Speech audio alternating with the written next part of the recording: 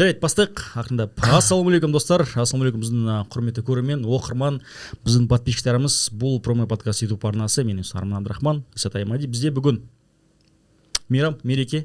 Өткен бізде бүгін подкаст, бірақ подкаст емес, подкаст точнее, екеу подкаст емес. Біз қонағымыз Керим Даидов, замкнуло чуть-чуть, потому что давно не было, гостей не было. Өткен жол бізде кім болды? 2 ай бұрын. Үш ай бұрын ба Қаршығада деп болған. Дәл қазір бізде Керим Даидов. Қош келдің, Керим. Рахмет. Астанаға қош келдің. Екіншіден біздің подкастқа қош келдің. Давно тебя хотели на подкасте. Стандартный тупой нәрселерден бастайық. Қалай Астана? Ұнап отыр ма? Че там? Суық. Шарап отырмын. Негізі жылы күні келдің сен. Қазір жылы, иә. Бүгін төбеден тіпті су тамшылап отқан кезде бәрі дегенсің ғой, кішкене. Негізінде осы жылы қыс сондай бір қатты емес негізінде. Жып жылы. Қатты айыздар болған жоқ негізінде. Енді балалық шақпен салыстырсаң, солтүстік климат өзгеріп, қар түседі, қыс бір өзінің бір мезгілдері бар. Бір 5-6 күндей аяз түсіпті, сосын нормально оқып қалады. Иә. Сондықтан шымкенттіктер қайтып келіңдер мына жаққа. Қыс кезінде азайып келесіңдер, резко сендер. Сондай қатты емес. Негізі жаңа тіл туралы разгон жасап жаттық. Иә, бастамас бұрын. Тіл демекші. Керім, бізде көп тілде сөйлейтін полиглот дейді. Полиглотсың, неше тілді білесің? Тізбектеп айтпыш бізге. Мен точно білемін, сен түркше сөйлейсің. Егер 3 тілін білсең, уже полиглот точно. Қазақша, түркше, орысша. И өзім родной кумыкский. Төрт тіл білесің, все болды. Ағылшынша да. Ағылшынша төрт жарым. Со словарем дейсің. Андай прикол бар ғой, английский со словарем деген. Олай любой тілді білуге болады, со словарем. Кез келген тіл. Жоқ, ағылшынша зорға алғанда сөйлесесің ғой. Керек Иә. Иә, не анықтама үшін Дағыстанда туып өскен адамсың. Тілді мына жаққа келіп меңгердің, дұрыс қой? Иә, Дағыстанда туып өскем, 17 жасымда оқуға түстім Түркістанға. Сояқта үйрендім. 10 жыл болды Қазақстанда жүргеніме. 10 жыл болады. Тіл тез үйрендің бе негізі? Тіл тез үйрендім негізі. 1-2 айда. Потому что Түркістанда бәрі қазақша сөйлеседі ғой. Иә. Ол жерде амал жоқ. Мәңгірек болсын сөйлеп кетесің. Мен болдым Түркістанда. Амал жоқ. Ешкім орысша сөйлемейді. Тіпті даже орыстар да қазақша сөйлейді. Я там себя не очень хорошо чувствовал. Өзімде де негізі сондай не болған, үйренемін деген тілді. Басқа балдар үйренмей кеткен балдар да болып. Орысша сөйлесе бересің ғой, негізі түсінеді ғой бәрі. Нормально түсінікті не істейді. Мен үйренемін деген не болды. Қазақ достарым болды көп. Соның грамматикасын, бәрін тілінің практикасын жасап үйреніп алдым. Бір жылдан жүріп. Оған қоса құмықшыға ұқсас қой. Құмықшыға ұқсас. Ұқсас болғанда где-то 30% сондай түсінуге болады. Иә, түсінуге болады негізі. Бірақ тез сөйлескенде түсіне алмайсың ғой по-любому. Сол ғой, мен өткенде Өзбекстанға барып былай асықпай сөйлесе, или бір тексттерін оқысаң түсінесің ғой. Бір-бірімен түсінбейсің, просто арасында орыс сөздері бар, сонымен схватишь только, осылай. Негізі, мысалы, кішкене мен үшін, мысалы, елестету қиын, жаңа, мысалы, кімді айтып жатыр, иә, Кабардиевті. Дағыстанда туып, мына жақта қайдан пайда болды, мына жақта не істеп жүр деген сияқты. Енді Дағыстанда туып, болды мен Қазақстанға оқуға кетемін деген ондай ой қайдан келеді негізі? Қалай вот Түркістанға кеттім, барып, ана жақта дәрігер боламын деген сияқты. Университет, түркский университет қой, түрк. Қандас бауырларымыз бәрін жинап, сондай, бәрі бүкіл әлемден түрк нелер келеді ғой, түрк тілдерге жататындар. Бәрі Босниядан келеді, Босниядан түрк жігіттер болған, біздің оқыған Албаниядан, басқа жерлерден, анау Саудовский Аравиядан, Хазарский түркі деген болады. Солар. Мен оқып атқанда 2015-те бізде біраз ұлт болды ғой. Айтқанда бәрі түрк тілдерге жасадым. Сол бізге реклама жасайды бәр жерде. Алда жақсы реклама болған. Қазақстандан университеттен 2 кісі келген, солар реклама жасап. Мен ана жақта негізі Ресейде түсем дегем. Сол түсе алмай қалдым, кішкене нелер болмай. Жаңадан сол егені тапсырмай барамын деп келдім. 2015-те 1 жыл дайындық, қазақша, түркше, чисто 2 тіл оқимыз. Foundation сияқты ма? Foundation ғой, Foundation, чисто 2 тіл оқып, солардан емтихан тапсырып потом по баллам неге түстім ғой, медицинаға. Окей. Қанша жыл оқыдың? Қанша жыл, в общем 1 жыл не foundation, Иә. 7 жыл медицина, 8 жыл оқыдым. 8 жыл. 8 жыл. 2 жоғары білім алып тастайтын. 8 жыл. Жарайды, 2 жыл. Там бакалавриат, магистр, докторантура. Не ғой, 1 жыл foundation, 5 жыл бакалавриат, 2 жыл интернатура. Сен медицина басқаша ғой. Иә. Ол нәрселер. 8 жыл. Не хотел ты бір жол там, типа, все, болды, кетем, үйге келем, Дагестанға келем, что-то... Жоқ, мен бастағанда негізі мен бала кезінен бастап спортпен айналасы, спорт жақсы көргем. Сол спортпен барамын десем, үйдегілер, сен оқи аласың ғой, нормально, басың жұмыс істейді, оқсай деп. Сол келгем, 1-2 жыл конкретно изменада болдым. Мен қайтамын, ұнамайды маған. Бірінші, екінші курс. Потом 3-ші курстан бастап оқып бастадым. Сол кезде бірінші бойға шықтым ғой, 3-ші курста негізі. Чисто наура шыққансың ол кезде. Сонда былай балың жетіп тұрғасын медицинаға кете салдың ба? Или бұл негізі бала кезден сондай ой болды ма?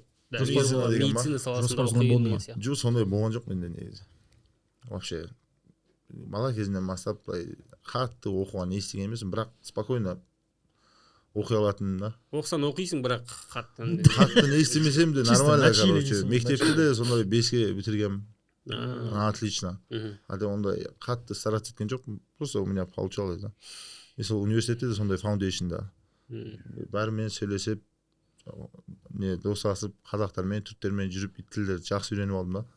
Чисто. Сен түрік тілінде осы Қазақстанда үйрендің сонда? Я түрік тілінде сол университетте. Университетте бірінші курстан бастап түрікше. Сол фаундейшн турецкий, қазақский үйренеміз ғой. Чисто 1 жыл 2 тіл. Практика, грамматика бәрін жаттаймыз ғой, полностью. Мен ол университеттің ондай фишкасын білген жоқ. Ондай университет бар екенін білгем. Казахский турецкий, кажется, университет, бір нәрсе сондай бар. Короче, былай келеді ғой, түрік дүниесі деген болады. Ол бәрі, короче, өзбектер, қырғыздар, түркмендер, иә. Олар қазақша, түркше оқиды 1 жыл. Түріктер, олар қазақша, орысша оқиды. Қазақтар фаундейшндегі, олар турецкий, ағылшынша оқиды. 2 тіл. Короче, бәріне 2 тіл ғой. Иә. Так или иначе 2 тіл үйретеді, все. Жақсы, негізі ондай функциясы университеттен. Даже оқымасаң да зато қазақша, түркше тілін білесің, иә. Бір жерге барып жұмыс істей аласың, уже нормально. Спокойно. Бізде балдар болды нормально. Түркшені үйреніп алып Түркияға кетіп, бизнес жасап, туризм кірді, басқа нәрселер жасап. Түркиядан біраз нәрсе келеді ғой бізге. Базарлық. Не істейді. Жақсы база екен, негізінен бой. Иә, жақсы университет негізінде. Ол тек қана медицина емес қой, негізі салалар көп қой ішінде. Иә, многопрофильный ғой. Олардың техникалық мамандық бар, гуманитарлық барлық, медицина бар, барлық. Иә, ол жерде, короче, 14 мамандық и 28 специальность бар ғой. Сондай. Иә, мықты университет негізінде. Университет, жақсы университет, на самом деле. Содан бітірдің университет? Иә, университет бітірдім 23 жылы полностью. И уже спортпен кеткеннен кейін кішкене не болмай қалды да. Ортада қалып қалдым. Иә. Хотя университетті жақсы бітірдім мен 4-ші, 5-ші курс круглый отличник болғам. Повышенный стипендия алып. Конкретно жақсы оқидым. Нормально. Неге бітіргенмін ше? Бір ойланады ғой адамдар, короче, нормально оқи алмады, сондықтан спортқа кете салды. Иә, менде сондай стереотип бар негізінде. Ой келеді ғой сондай. А мен конкретно твердый 4-ға бітіргенмін ғой университет. Негізі маманды да жақсы білем, бірақ жүрек спортқа бұрылып тұрма. Мен айттым ғой, жаңа подкаст бастауын, ты неправильный доктор. Доктор должен лечить, а не калечить людей. Сондай болып кетті. Маған не қызықтан, мысалы, Дағыстанға қайта оралатын болсақ, балалық шақ деген сияқты. Менің білуімше, сенде мынандай бір қатты любительский база жоқ. Вообще жоқ қой, любительский база. Сразу кіре салған адам сияқты болып көрінесің. Дұрыс түсініп отырмын ғой? Да, сондай ғой. Панкратион, рукопашка деген. Вообще любительский, вообще бой жоқ қой менде. Кіре сама деген нәрсе. Бірақ бала кезінде спортпен айналыстым деп айттың, дұрыс па? Иә, бізде бала кезде как не еді ғой? Рутина сияқты, короче. Бәрі балалар спортқа бару керек, короче. Дагестанда сондай ғой, қазір де сондай, короче. Мектепке кеттің ба? Иә, залға бармасаң, короче, слабыйсың ғой, вообще. Сондай. мен 14 жаста ма 13 жаста ма бірінші спорт зал ашылды ауылда. Сол күреске барып жүрдім. 14 дедім, по-моему. Сол 11 классқа дейін жүрдім сол жақта. 11-ші бітірдім, тоже оны тастап кеттім. 1-2 жыл күреске жүрген ғой, чисто для себя деген не ғой ол кезде. Ойланбайсың. Сол потом Қазақстанға келдім. Қазақстанда да как студент. И аптасына 1-2 рет залға барып тұратын едік. Сол жақта қазір не бокс федерациясына барып жүретін едік. Қазір не бар ғой, Алашбайдың Түркістан филиал президенті Мұхаш. Бір күн сол звондайды. Былай жүргенде, осындай Түркістанда турнир болады. Алашбайд стадионный, сенің салмағында бір бала бойдан шығып кетті, замена шыға аласың ба дейді. 10 күн ма сондай бар неге. Мен вообще формада емеспін, ашын тренировка істеп жүргенмін. До того желание бар да өзім тексеруге. Даже соперник кім деп сұрағанда жоқ. Я шығамын дедім. Давай, желание, классика, короче. Иә. Чисто. Бірақ қазір ойланып қарағанда может қазір шықпасын дедім. Ол кезде молодой кезде ойланбай шығасың. Қазір уже опыт бар, ішін көрген. Опасно ғой негізі. Салмақтар 96 кило. Ештеңе білмеймін. Бір удар алмаймын ғой стойкада вообще. Кішкене күрес бар. Проходқа кіре аламын и все. Соны бойға шығамын, ұтамын. И желание ашылып кетеді ғой сол кезде. И олар бір кішкене сөйлеседі. Мен саған бой беремін, давай төбелесесің. Мотивация жасаймын. И тренировка істеймін. Потом карантин болды. 2 жыл төбелеспедім мен бірінші ойдан кейін. 2019-да төбелестім. Карантин болды, бой болмай кетті. Уже төбелеспеймін деп жүргенде, уже 5-ші курста жүрмін. Карантин ғой негізі. Ешкім келмейді бұяққа. Мен ауылдамын тоже шаршап, жүре беріп шаршап. Дағыстанда? Иә, Дағыстанда жүрмін. Уже мен кетемін. Уже карантин жайлап не болып жатыр ғой. Уже нормально болып жатыр. Мен билет алдым да өзім келе салдым. Қазақстанға сол кезде келгенде опять звондайды ғой осындай Мұрат. 20 күн қалғанда бойға. Точно осындай болғанда. Туранорда деген турнир болды ғой, білесіз ба білмейсің. Карантин кезінде. 21-ші жыл соған шығасың ба дейді, главный бой, бірақ қазақпен шығасың дейді. Айдам шығамын, разница жоқ, спорт қой дедім. Сол кезде шыққам. Тағы одан кейін 20 күннен кейін еще турнир Түркістанда сонда шықтым. Сонда маған не қызық, мысалы өткенде Абдулрашидтің да бір жерде көрген сияқтымын. Сол Абдулрашидтің қателеспесем, кәдімгі тауда ауылдарда залдарда заниматься ететін болды. Бізде мысалы ауылда залды енді елестету өте қиын да Қазақстанда. Иә. Ауылда зал ашу деген ойбай құдай, ол кәдімгідей бір қиын дүние. Иә. Сонда мысалы ауылдардың тауда ғой. Тауларда биік жерде. Сонда мен түсінуімше негізі ауылдарда залдар көп, иә? Әрі ауылдың өзінің бір залы бар сияқты. Бар, иә, бізде ауылдарда жақсы залдар бар. Негізі бізде кішкентай кезінен бастап зал болған. Спортқа деген несі көп қой бізде. Спортқа нормально адамдар қызығады конкретно. Қазір де бізде қазір мен ауылымда. Бізде ауылдар негізі үлкен ғой.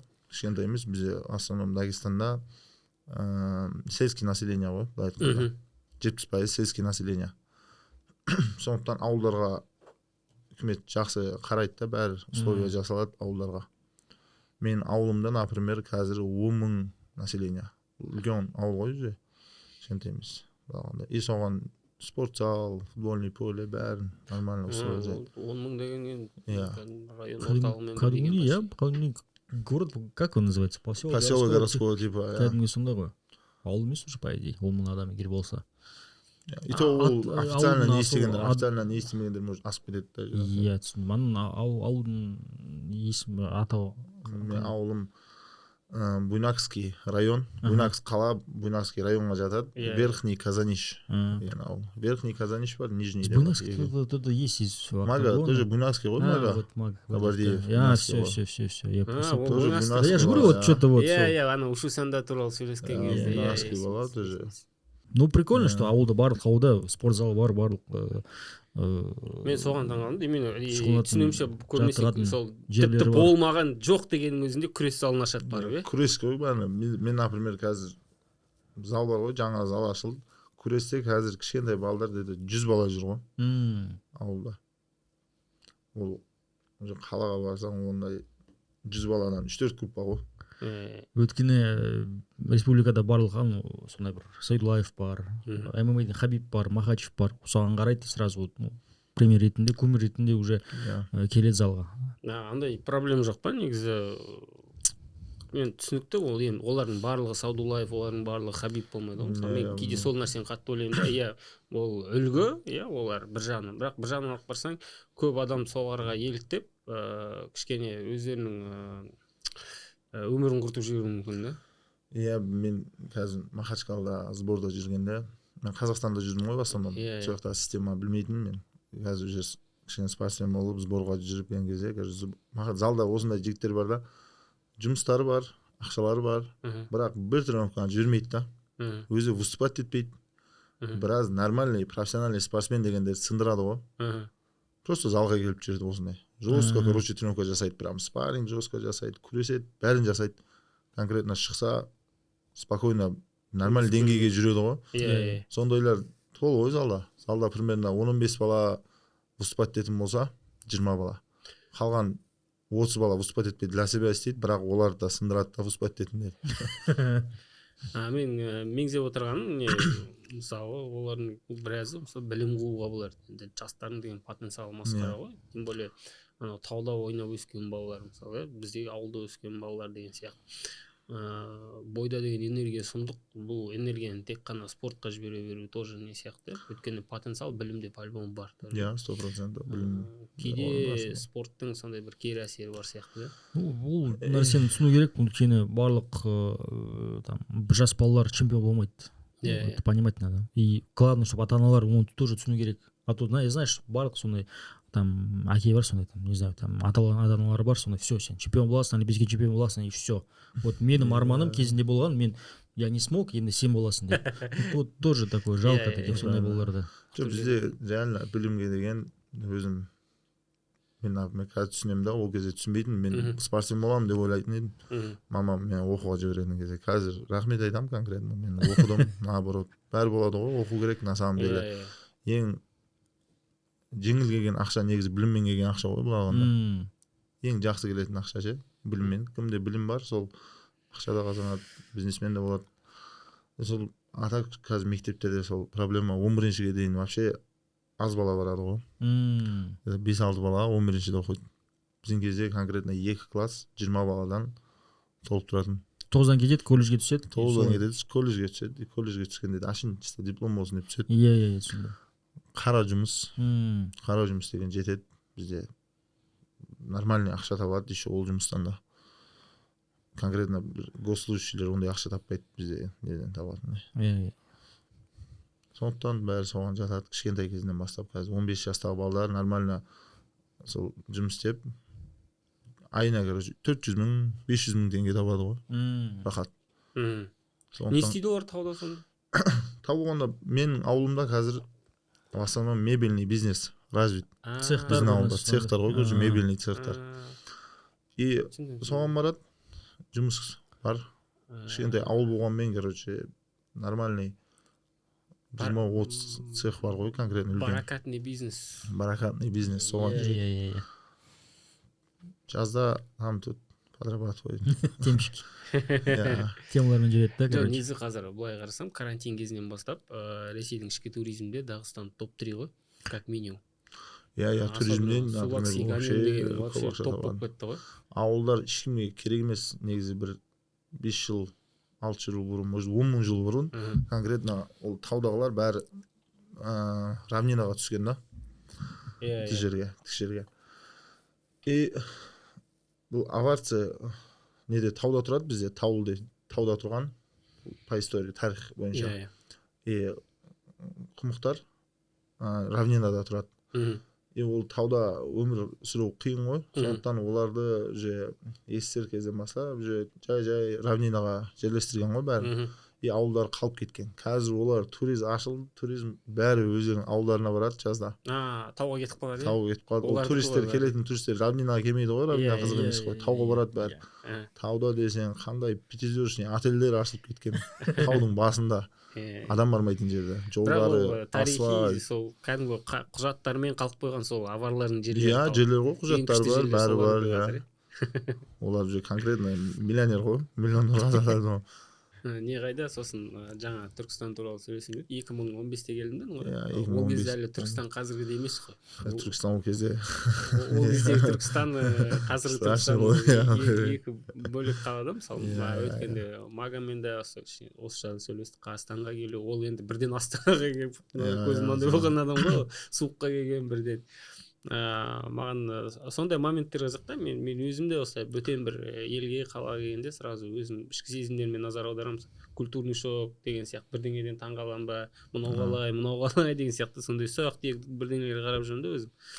Мен сондай нәрселер қызық. Сенің бір ішкі бір ойларыңды көрген кезде немеден таңғалдың, немеден мысалы мен мынау қалай деген сияқты. Культурный шок деген түсінік бар ғой, бұлар қалай өмір сүреді деген сияқты. Жоқ, негізі біз өзімізде суровый балдарымыз ғой, ауылдан келген. Сондықтан бізге не болған жоқ маған, бірақ ауылдан, қаладан келгендерге кішкенде Түркістанға келдік. Тем более жаңа Қазақстанға баратын кезде ашып көреміз ғой интернеттен. Астана шығады, Алматы шығады. Нормально. Ой, маза жоқ дейсің ғой. Қазір мощный жерге барамыз деп. Пойыз барады, тоқтамайды ғой. Істеп мен пойызбен барғанбыз, короче, ё-моё, таксимен жүргендер әлі анау Түркістанда, тем более вокзалдан кетіп бара жатқанда жұрт қой ол жақтар. Қазір нормально уже, алда конкретно. И потом біз келіп Түркістанда тоқтаған жоқпыз ғой, біз Кентауға кеттік. Кентауда оқығанбыз бір жыл. Иә, Кентауға бардық. Я жаңа барғанда кішкене не болған? Непонятно, еще балдар там ол кезде еще кішкене бұзық болған балдар. Далада жүреді. Бірінші күн барып ерегесіңсің ғой. Бірінші күн талпамен ерегесіп. Классика ғой. Иә, классика. Мектептегі балдар, сол мектеп жаңа бітірген балдар 5-6 болып жүреді. Сондай нелер болып, группировкалар болып, ол кезде конкретно Түркістанда да, Кентауда да 1-2 жыл сондай болды. Потом уже өзгере бастады. Өзімізде үйреніп алдық. Қазақша үйреніп алғаннан кейін жеңіл болды конкретно. Орысша сөйлесеңсің ғой, олар да не түсінбедім, оқтай түсінбейсің ғой. Орысша сөйлесең түсініп тұр ғой сен, бірақ қазақша грусть етеді ғой қазақша. Қазақша үйреніп алғаннан кейін любой тема болғанда қазақша сөйлейсің, брат, нормально деп өтіп кетеді. Ұнайды маған негізі жақта да, қарапайым ғой адамдар. Түркістан негізінен жақсы қала. Особенно новый районлар, новый көшелер, новый жолдар. Иә, өзгеріп кетті конкретно. Аэропорт недеген? Аэропорт дейсің ғой. Баратын жер болмаған жоқ, баратын жер жоқ вообще. Университет, ең топовый жер университет болған ғой Түркістанда. Университеттің өзінің кампусы бар ғой бізде, университеттік не бар. Анау ең сол главный көше. Ең үлкен здание университет. Ең главный көшелер, анау Рикстан ары қарай. Сол кезде кішкене университетте жүреді бәрі. И местный балдар да бәрі университетте жүреді. Солармен короче. Басқа баратын жер жоқ қой, Қыдыратын жер жоқ. Это потом уже, что там у них там? Караван открылся. Анау неден кейін карантин болды, карантиннен кейін конкретно өзгерді ғой же. Карантин кезінде де құрылыс жүрді ғой жоқта. Андай мен нені айтып отырмын да, меңзеп отырмын андай бір мәдени тұрғыдан кішкене притирка дейді ғой, былай жергілікті адамдарға үйрену, менталитетін үйрену деген сияқты, былай сіңісу деген проблема. Менталитет бізде почти келеді ғой, менталитет біздіңмен. Ол жағынан қатты проблема болған жоқ. Ол жағынан қатты не болған жоқ. Кішкене жаңа келгенде бізге ол жақтағы балдар не ғой, кішкене патриот конкретно. И патриотизмді асып кетеді анда-санда. Қайда жүргеніңді біл, сондай кішкене шок болған ғой. Бәріміз адамбыз ғой, мұсылманбыз ғой, деп ойланамыз ішімізде. И потом уже нормально, олар да түсіне бастады. Қазір уже нормально өзіміз ерегес болып қалса, уже өздері, короче, бәріміз адамбыз ғой. Нормально, чё. Местный болып кеттің, короче. Иә, местный болып кеттім ғой уже. Спортпен айналысқаннан кейін вообще уже проблема болмайды, нормально уже таниды Түркістанда. короче ол жақта не сіңісіп кетудің екі бір қағидасы бар. Біріншісі тіл, екіншісі спорт. Иә. Вообще негізінде барлық спорт саласында егер спортсмен болсаң, онда в целом саған үлкен мүмкіндік бар, барлық есіктер ашық саған. Ровный жігітсің ғой спортсмен болсаң. Особенно если там күресші болсаң, боксер болсаң, ММА-шік болсаң, егер еще чемпион болсаң, бір тұрақты бір жергілікті бір алашбайдың лигасы чемпион болсаң, онда вообще все. Иә. Потолок болған кезінде. Ол кезде на самом деле спортпен не істедік қой, бәрі достарым, бәрі спорттан. Мынау айтпақшы, неге оқуға әсер етеді ма? Мысалы, андай положительный эффект болады ғой. Более-менее спортсмен болса, давай осыған кішкене поблажка жасайық, зачетін қоя салайық. Білмеймін, медицина мамандығына бойынша. Вообще мен медицинада оқығаннан кейін вообще спортты ешқашан қолданбадым. Неге? Мен бойға барам, мен жіберіңізші, или там ондай вообще жасаған жоқпын. Конкретно бойға барам, пропустил, отработал. Ондай поблажка іздеген жоқпын вообще. И нелеріме де преподавательдерге айтпайтын, мен спортсменмін деп. Чисто оқуда, как студент жүресің, істемейсің, бәрі істеген. Наоборот, мен спортпен айналысқанда мен жақсы оқи бастадым, наоборот. Лишний уақытты жібермейсің, чисто залға барасың, келесің, сабағыңды оқисың. Сондай. Алда спортта жүрмегенде кішкене разгульный сабаққа бармайсың, ұйықтап қаласың. Сондай жүреді. Бос уақыт көп. Анда кетесің, мұнда кетесің, энергия көп жіберетін шығаратын. Балдармен жүріп қаласың. Әже спортпен болғанда чисто, короче, отдельно уақытында барасың, ұйықтайсың, азында тұрып сабаққа. Сонда вообще медицинаны оқығанда негізі алғашқы 5-6 жыл общий медицина оқиды адамдар? Иә, общий. Содан 2 жыл содан кейін таңдайсың да бір мамандық? Негізі общий ғой, общий. Общий мен содан кейін бір сен там 2 жыл. Қазір мен таңдауым керек. Иә, вот. Енді таңдауың керек. Иә, ординатура специальность. А так қазір любой университетте, как врач общей практики, терапевт болып шығасың да. Бәрі системаларды оқып, бәрін оқойсың. Ол 8 жыл еще плюс 2 жылда, или қанша там? 1 жыл ма? Ол 8 жылға 2 жыл. Плюс, смотря кім боласың. Мәсі, 10 жыл. Понял, да? Иә, тағы хирург болсаң, тағы вообще салам алейкум. 3-4 жыл оқисың ғой, короче. 3-4 жыл нормально. Қазақстанда қазір 3 жыл. Не, 4 жыл, ты посмотри, еще 8 жыл оқыдың. Кардиохирург боламын десең 5 жыл оқисың. 4 жыл еще. Нейрохирург боламын десең 5 жыл оқисың. Сонда қазір мысалы сен оқып бітіріп шықтың ғой, сен мысалы поликлиникада терапевт болып отыра аласың уже, иә? Регистратура отыра аласың. Так, сен карточкаң қайда? Карточка жоқ, давай, кет.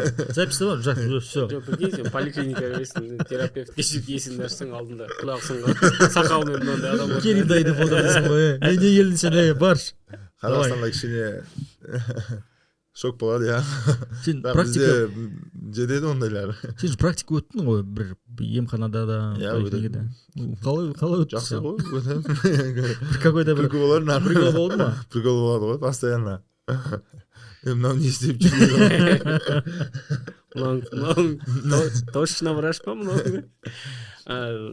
Негізі бағыт таңданбай медицинаның. Қазір бітірдің ғой енді. Жалғастырасың ба сол? Жалғастырамын деп ойлап жүрмін. Травматология спортқа да кішкене өзім спортсмен коллегаларыма көмектесем. Менің тікелей бір тәжірибем бар дейсің ғой. Жағын сындырамын сразу жасап беремін бәрін. Қазақ сынған жоқ дейсің. Негізі я спортивный медицина, просто травматология деген нәрсе бізге, кажется, Қазақстанда, білмей, Ресейде сондай бір. Спортивный медицинаны таңдаймын деп ойлағам, потом ойлаймын деп, может, басқаларға да көмектесу керек қой, чисто спортсмендерге емес. Обычный. Ну просто сен сол саласын, ну, знаешь больше мен. Сонда не істеуге болады? А так в целом можно, да? Спортивный медицина бізде еще дамымаған. Ну вот соны айтамын ғой. Еще спортивный медицинаның бағыты бар ғой, мысалы фармакология бағыты біреу деген сияқты. Травматология, травмаларың ол, реабилитацияң бір бөлек. Вообще реабилитация үлкен проблема ғой бізде. Реально конкретно. Реабилитологтар жоқ та. Жетпейді, вообще жоқ. Чисто самоучкалар ғой болса да. Бізде, мен реабилитацияға адам іздедім. Біреуді таптым. Бывший пауэрлифтер. Чисто сонда өзі не істеген ғой, короче. Практикасы бар, а так теориясы жоқ, ондай оқымаған, не істемеген. Өз травма арқылы, короче, өз травма арқылы, практика арқылы өз істеген, иә, солай. Негіз болады, сон спортивный медицина оқуға. Он чисто альтернатива не істеу болады, а так основной не ғой. травматолог травматология оқығанда тоже реабилитология бөлгесін оқып жақсылап. Андай диссонанстар болмай ма? Жаңа айтып отырсың ғой, енді бір екі деңгейде операция жасадың, қателеспесем. Екеуіне де реабилитация өтіп жасың. Енді өзіңде де белгілі бір білім бар да. Дәрігерге біреуге барған кезде айтасың ба, мен де врачпын деп. Айтамын. Қылып қалмайсыңдар ма, сен дұрыс емдемей жатсың деген сияқты. Мен сразу айтамын да, бәрін чтоб түсіндірсін деп маған. Как не емес, обычный пациентке сияқты емес, врачқа түсіндіре алады ғой, терминдермен түсінемін ғой. Сөйлесемін, сонда айтамын сразу. Бәрін сұраймын. Негізі операция ондай серьезный операция емес, бірақ все равно пышақ тигеннен кейін же басқаша болады. Негізі, может, сен сол сұраққа жауап беретін шығарсың, неге ММА-де бір травмалардың бір 70-80% дзе? Әрбір екінші адам дзе. Нагрузка постоянно аяққа қой, негізі бізде. Оның да не істей алмайсың, страховать ете алмайсың. Потому что ол разминкадан да болуы мүмкін. Разминка жасамаған деп, дұрыс қыздырбаған деп. Бірақ нелер көп та, обороттар, повороттар, болевойлар тартып жібереді, біреу шыдайды, конкретно, короче, аяқ ранимый жер, хрупкий жер. Тізе именно хрупкий жер ғой, өте. Постоянно нагрузкада болып тұрады, дұрыс нагрузка. Көп спортсмендер қазір жүгіреді да. Мен біреумен сөйлескенмін қазір не істегенде. Осындай жүгіретін едім деп сөйлесем ғой, бір функционалкадан тренер жақсы. Сен де функционалкаңа, короче, вообще жүгірудің қажет жоқ дейді да. Бір спортсмендер бар дейді, қазір 10 километр, 15 километр жүгіреді дейді. И то дұрыс кроссовка таңдамайды, дұрыс жүгірмейді, разминка жасамайды бектің алдына. Соған, короче, бәрін келтіреді да. Ең травма опасный тізеге именно бек дейді да. Бастап, соған ұрады, потом бір күресте положение болып қалады, и уже давить ете салады, короче, уже болды. Дайын тұрған. Дайын тұрған, давить ете салады. Жүгіргенде дұрыс кроссовка таңдау керек, бектің алдында разминка жасау керек, жақсылап тізеге, неге мышцаларға травма болмасын деп. И спортсмендерге дейді, если бегун болмасаң, профессиональный боецпін мен, саған аптада для себя чисто, чтобы разгрузка болсын деп, бір 2-3 рет 2 километрдан кішкене для себя ондай қатты темпе емес жүгірсең жетеді дейді. Ол саған темп бек функционально бермейді дейді. Саған басқа упражнениялар керек, саған күресу керек дейді. Там басқасын, бокстасу керек, спарринг жасау керек, функционалку поднимайды. Мен мысалы өз басымнан өткен нәрсе тоже кейде ойланатынмын да, мысалы жүгірген кезде мен үшін жүгіру қиын емес вообще. Жүгірген кезде бір ритмді аласың да, жүгіре бересің. Сен күрескен кезде сен бір ритммен дем алмайсың ғой. Сен адам жерге соғады, үстіңнен келіп төмпештейді, ол кезде демің бұзып тастай береді да қайта. Сондықтан көп жүгіруге, короче, в общем, маған айтты сол кезде еще, короче, 10 километр деген вообще, короче, қажет жоқ дейді. Жүгіресің ба, вот челночный бег 10 метрдан. Чисто ускорение, вот саған не береді, выносливость береді. Или там тауға чисто, короче, темптер, бір 30 метрдан рывоктар чисто. Ол саған выносливость береді дейді. А так ұзын дистанцияға ұрып тізелең, тем более 100 кило барсың. Сосын айтпақшы, врач ретінде мысалы весогонка. Ең главный проблемалардың бірі ғой бізде весогонка. Каждый второй вес жасамайды деген сияқты. В целом ММА-де өте көп қуат прям вес. Өйткені, мысалы бокспен бір жағынан салыстырған дұрыс емес те шығар, бокста салмақтар көбірек, салмақтардың арасында шақ кішкентай. ММА-де даже бізде жүргендер 8-ден ары қарай, жоғары. 8-ден кем қуатындарды мен көп білмеймін, мысалы, олар өте аз. Ол мысалы негізінен қанша килограмм қиналмай қуу дейін дұрыс болады? Қиналмай деген ба? Мысалы оптимальный салмақ түсіру, мысалы өзің қалай ойлайсың? Енді әрине әр организм. Мен, например, постоянно жақсы формада болғанда, мен жақсы формада кезде мен салмағым 100 да. Мен қусам, там 93-ке қусам, мен идеально, нормально восстановление болады, бәрі жақсы болады. И анда-санда болады, өзіңе ой келеді, сол 84-ке қудым ғой, 2 рет. Бір ретте нормально өтті, бір ретте уже өтпей қалды. Біраз адамда сондай болады да. Бір рет қуғанда ойлайды, мен қуалам ғой рахат деп, спокойно қуам, 15 кило, 20 кило деп. Бір рет қуасың, 2 рет қуасың, уже ол 1-2 рет қуғаның сен уже біраз денсаулығыңды алып қояды. Сонымен бастан мен ойымша где-то 10 килоға дейін нормально. 10 килоға қойғанда нормально. И то қалай қоясың, там кішкене жировой не болса, сухой болып тұрсаң 10 килода көп даже. Мен досым бар, например, 84 салмағы сондай болады формадағы кезде, 77-ге қояды, мощный восстановление. 70-ге қойған кезде слабый, постоянно агрессивный. Заир емес па? Заир. Қазір 77-ге нормально. И то 77-ге де не болып қалады. Сонда сухой ғой. Сухой болған. Біз тренировка істей берген кезде сен денең сухой бола береді. Сондықтан салмақтарын көтереді ғой, бәйістер ұстай алмайды. Біздегілер тем более ұстай алмайды. Бізде тамақ ұрады ғой, бізде по-любому. Жалғыз Дагестан емес, Қазақстанда да сол салмақ қосады. Жекпе-жектен кейін сразу. Бір жерінен жеңіп келсе өтті. Дастархан кезде. Сразу ұрады. Салмақ қосып келеді 20 кило. Америкадағы олар постоянно диетада тұрады. Олар көп жемейді. Таза ет жейді. Балық жейді. Біздегілер қамыр. Чисто, короче. Нан мен ет дейсің ғой. Барлық тамақтар нан мен ет. Нан мен ет қой. Ешқандай көкөніс жоқ, овощтар жоқ. Балық жоқ. Балық жоқ. Тауық та тем более бұл ет емес саған. Қайдағы тауық? Қуасың ғой. И то бізде тауықты просто в салат добавляют. Цезарь. Просто чтобы он чуть-чуть был сытнее салат. Негізі салмақ көп қылмаса нормально деп ойлаймын. Өзің басынан өткен проблема. Өзім басымнан өтті конкретно. Сол ошибка болды. Өзім қазір сол тұлған бойымда до сих пор уже бой кеткеннен кейін түсінесің ғой ондай нәрселер. Басына түсінбейсің. Нормально деп ойлайсың. Потом уже қарайсың, вообще оказывается дұрыс емес. Давайте паш сол жеңіліп қалған жекпе-жек туралы сөйлесейікші. Сөйлесуге болады ма вообще негізінде? Или ты сейчас нас на что? Мен жеңілген жоқпын деп па? Спокойно ғой. Не қайда? Мен мысалы ең бірінші ойға келген нәрсе, біз турнирге келдік, сол күні таңертең барлығы белгілі болды, иә? Кім Балтаев слетел, отравление деді, кім оның орнына Мұрат шығады деді. Мен сол кезде ойладым, Керімнің вообще реакциясы қандай болған? Біреу вообще сұрады ма? Жоқ, понятно, изначально ол заменаға дайын алып келген адам ғой, страховочный болып.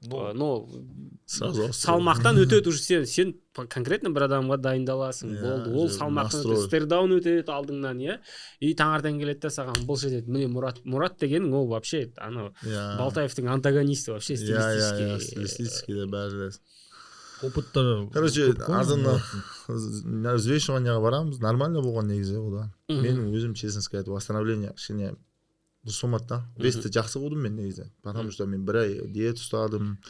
Мен салмақ жасамайды деп ойлаған ғой бұлар негізі. Мұрат, по сути, маған не болған? Замена болған. Маған айтты ол. Мен Керім жасамайды, Мұрат салып жерем. Мен істей алмасам, Мұрат не істейді деп. Басында сондай айтқан Исатайды айтты, осындай. Болды, мен жасадым. Конкретно диет ұстадым, қиын болды.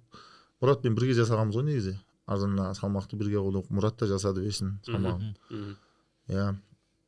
Болды же, кім шықты, короче. Мұрат уже төбелеспеймін деп рахаттанып жүр да ол да. Етше болған. Ол да нормально. Не істеген ғой по-любому. Исламмен шығамын деп жүрген. Арзанда залға барам, терлеп алайын деп бір терлеп алам. Салмақ арзанда тұрсам, салмақ восстановить етпеген да. Мен 20 кило қойдым. Арзанда тұрсам салмағым 92 кило болыпты да, 8 кило восстановление жасағам. Мен Түркияда төбелескенде ол кезде 85-ге не істегенбіз. Ол кезде де где-то 20 кило болған, бірақ 11 кило ма сондай восстановление болған ғой. 95 болыпты салмағым, арзанда тұрсам 96 даже. Вообще другой не болған. Ничего деп бардым да залға. Нормально, өзім жақсы сезінем, салмақ восстановление болмаса да. Разминка жасап алып, шомылып атқанда Исатай звондайды ғой. Исатай звондайды, осындай ислам восстановить етпеген, отравить еткен, анау, короче, шықпайды дейді. Кіммен шығасың, Мұратпен. Болды, дедім, шығайын, разницасы жоқ. Сөйлесем ғой, дедім.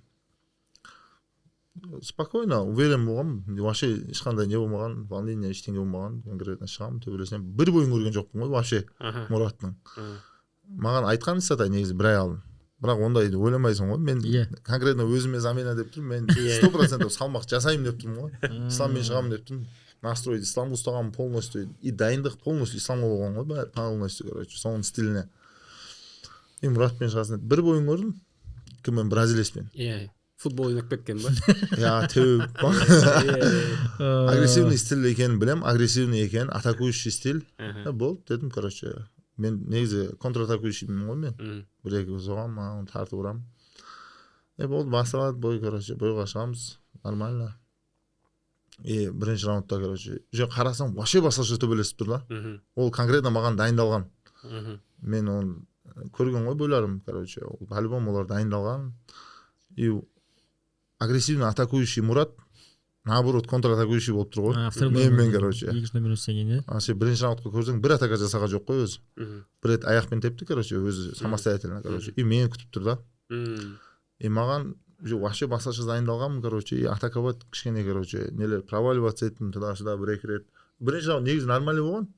Бір-екі тигіздім, аяғын тептім, нормально, четко, короче, спокойно, вообще выносливостьқа не жоқ. Бірақ екінші раундта да бір-екі не істедім. Удар жоқ та, тиіп жатыр да, нормально тиіп жатыр, қолымен сезесің ғой тигенде. Бірақ удар жоқ та. Масса жоқ уже да. Уже масса болмайды да, физика болмай тұр. Мен негізі басқа ондай тигізгенде, басқа салмақта. Біз көрдік та негізі. Құламаса да кішкене по-любому не болу керек қой, короче. Сол кезде де атака болды. Сол тигіздім деп ойладым мен нокаут болған кезде. Сол оң соққы өтті, сол соққы бір-екі өтті, былай тұрып қалды ол, короче. Болды нокдаун деп, короче, добивание барған соң ғой, жабылып. Ура салды, короче, прямо тиді ғой. Ол кезде, короче, все, бой болды. Ойланасың ғой, по-любому, одан кейін. Маған кішкене андай сумбур көп болды да бұл жекпе-жек. Кәдімгідей апыр-жапыр. Бұрын, мысалы, кімді Мұрат та солай төбелескен сияқты болып көрінді кішкене. Мұратқа да не болды ғой? Негізінде айту керек, ол негізінде жекпе-жекке шығуға дайын емес болған жоқ, потому что там начал все подряд там кушал, он сам же сказал, что екі стейк, торт бір нәрсе жеген деседі. Обыр-добыр болып кеттіңдер ана жерде быт. И кейбір сәттерде, ну прям андай жесткий размендер кетті да. Мен таңғалып қалдым, мынау екеуі осылай төбелесе ме деген сияқты. Потому что Мурат хотел, скорее всего, быстрее закончить. Он понимал, что 5 раундқа ол дайын емес негізінде. Жоқ, Мұратты мен негізі аяқтың екінші раунд бастағанда ше, аяғын уже конкретно оформить еткен түсіндім. Бір-екі рет тепкенде тағы уже, короче, стойкасын ауыстырып, аяғын баса алмай қалатын еді. Чисто, короче, ол тем более екінші раунд басталды. Бір-екі неге корпусына тиді. И чисто нені қосты да, короче, рубаканы қосты. И мен сол кезде не болып қалды кішкене. Жүре алмай қалдым да, короче, баққа қашу керек еді. Тұрып қалдым мен де. Сен тұрып қалғанда кәдімгідей қабыл алдың ғой, өзің рубицет ете бастадың. Біріншіне болғанда деймін да. Келді, короче, сетка бар, рубицет бастадық, аяқты ұстап, бастап шықтық, неді ғой, партерге түстік. И мен спокойно тұрып алдым одан да. Вообще ондай неде физикасын не істеген жоқпын, сезген жоқпын қатты. Разменге бармау керек еді да. Айқайлап жатыр, уголымды естіп жатырмын ғой негізі. Қаршыға отыр уголда, Мұрат ағай, Самат, рубицет пе деп, короче. Бірақ тигізген сияқты болды да, просто опыт жетпеді деп ойлаймын өзім. Опыт жетпеді, и восстановлениеға келетін болсақ, ислам восстановить жетпедім деп бас тартты ғой. Маған да конкретно сол кезде былай нелерді салыстырса, салмақ қуғанымды, қосқанымды, физический нелерімді тоже, короче, восстановление болған жоқ еді да. Шыға салғанда, и кішкенде неде дайындалғанда не жоқ та, короче, спонсор жоқ. Может, мен спонсормен дайындалған кезде мен восстановить етпедім деп не істей салатын едім, короче, өзім қалтамдан біраз ақша не істеген ғой, короче, шығарған ғой, ақшаны қайтару керек, ақшаны, короче, шыққан соң. Не жалею, нормально, опыт қой. Бәрі, по-любому, в любом случае. А что сюда жоспар болған жоқ па, что сразу 93-ке сразу ауысып деп? Пояс не защищать, сразу келісі дивизионға? Или ты хотел прям сол орта салмақта белбеуін қорғап, содан кейін? Жоқ, мен қорғайын деген болмаған менде ондай. Потому что өткен жекпе-жек барлық промежуточный 90 килограммда өтті. Иә, 90 килограммда өтті. Титульниктен кейінгілер, иә. Былай ғой, короче, өзлерінде лиганда несі болады ғой. Защита жасау керек. Вообще негізі олар исламдардың командасы төбелеспейміз. Танимын ғой балаларды. Мұхамеджан Курбанов, жақсы араласамыз. Саған керек емес, зачем тебе надо, короче, салмақ қоғасын көп, короче, туда-сюда. И бірақ лигамен не ғой, титулды аласың, по-любому бір рет, короче, защита жасауың керек деген не бар еді. Келісіп қойдыңдар короче. Иә, сондай негізі сөйлесуге болатын еді. Шық дегенде шығасың ғой. В любом случае. По-любому. Саған да обоюдный не ғой бұл жерде. Олар да маған бой керек кезде маған бой берді дегенде. Иә. Шығасың Ол көрдің ба, тоже ол негізінен өзінің бір міндеттемелерін орындай білу. Бұл да бір жақсы қасиет, әсіресе қазіргі заманда. Иә, әрине. Өткенде чемпион болғаннан кейін сразу өзгеріп кететін жігіттер көп, иә. Өткендегі соперник таңдайды дейсің ғой, қарсыласы таңдайды. Айтпақшы, догони чемпиона басталады. Чемпион болғаннан кейін уже вообще өзгеріп кетеді. Условияларын қояды. Уже все, уже басқаша сөйлей бастайды да. О, мен мынамен төбелеспеймін, мен мынамен төбелесемін, мен қазір дайын емеспін, маған промежутка беріңдер, маған соны беріңдер. Салмақ жасамаймын, бірақ та тизульник маған беріңдер. Иә. Өз категориясынан бір категория жоғары төбелесе беретін сондай моменттер көп та. Сосын реванш туралы әңгімелер болды, иә, тоже. Иә, реваншта. Че болған жоқ? Иә, мен үйге барып кішкене не істеп реванш жасау керек деп ойладым да, короче. Реванш, короче, сұрадым. Потому что басқаларға реванш береді ғой, незамедлительный. Мен ойлаймын, незамедлительный реванш даже можно было, потому что бірақ 93 дедім да мен салмақты. 84 жасамаймын вообще, короче. Нужен UFC-де кім біледі, UFC-ге өтсек. Даже UFC-де не істеу болмайды. Мұрат та қарсы емес сияқты ғой негізі, 93-те төбелесуге. Қарсы емес сияқты көрінген еді солай маған да, неде баста. 93-ке давай десе, лигада не істеген жоқ, особо қызыққан жоқ. Мұратпен Ақтөбеде жолықтым ғой мен, Дамир төбелескен кезде бар ғой. Ақтөбеге бардым, иә. Сол кезде Мұратқа айтамын, жоқдам реванш жасайық деймін да. 93-те. Жоқ деп, мен 84-те төбелесем деймін. Ал 84-те. 84 нормально болса, мақұл дейсің мен. Қарап едім. Баста негізі принципиально сол төбелесем деген болған. Қазір де давай жасайық десе шығамын ғой мен 93-ке. Бірақ ондай а так бегать за реваншем что-то принципиально ондай жоқтан маған ондай. Потому что нормально араласқанмын мен Мұратпен де. Одан алдына брат бой шықтым конкретно без грязи, без ничего. Мұрат Дағыстаннан ғой тоже, иә? Ол дагестанец, бірақ Қазақстанда туылған ол. Осында туылған. Есіне ошибаюсь, Ақтауның жігіті. Мен тоже Дағыстаннан келген жігіт деп ойлап жүрсем. Давай реванш десе, по-любому дайым боламын. Неде исламмен шыққанда же бойды көріп жатырмын да, вообще же басқа, короче. Мен бұл не істеп жатыр деймін ғой, короче, балырмен көріп. Бұл не істеп жатыр деймін ғой. Мұрат кішкене менсінбеген сияқты. Недооценка болған сияқты. Недооценка ма? Исламды как будто жестко бір менсінбеген сияқты болып көрінді маған.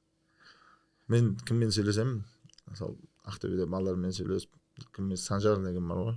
Иә. Санжар фамилиясын білмеймін. Сонымен айтады, короче, ол кезде вообще Мұрат бойдың алдында болады, может басқа боестер айтқан секілді. Что-то вроде бы все бәрі нормально, өзің что-то не то болып тұр сол күн. Предчувствие болып тұрады да, не то. Сол Мұратта да сондай болған дейді да сол күні. Что-то бәрі нормально, вроде бы восстановился, салмақ қуды. Бірақ желание болмай тұр ма, перегорел, может, не знаю. Шықпай ақ қой деп айттық дейді. Бірақ шығамын деп ол да шыққан ғой жүзі. Енді 12 мүшесі бәрі сау болып тұрғасын. Міне тақалған кезде бас тарту тоже бір түрлі шығар. Бар ғой ондайлар, бар, мен конкретно білемін ондайлар. Біз де білеміз талайлар. Міне негізі әшей жоқ вообще, себебін түсіндірмей жоқ болып кететіндер, анау ауырдым, мынандай болды дегендер. Мамам рұқсат бермеді деген сияқты әңгімелер кетеді сосын ары қарай. Бойға редко ше, менің ойымша былай редко 100% дайын шығатындар редко деп ойлаймын. По-любому сен салмақ қойғаннан кейін көп қойсаң температураң болады, арзанна восстановление болмайды, там диарея болады, не то жедің, по-любому салмақ қуып уже вес жасағаннан кейін де өзің ұстай алмай қаласың да. Бір нәрсе жеп кетесің, қасында біреу болып тұрмаса, бір нәрсе жеп кетесің, там су аз ішіп қоясың, көп ішіп қоясың дегендей көп моменті бар осының. Ең ол организм кәдімгідей әлсіз болып кетеді ғой, салмақ түсіргеннен кейін. Ол кезде сосын анау не жейсің соған внимательно қарау керек қой. Внимательно болу керек, я восстановление тоже жасау керек нормально. Витаминизация полный.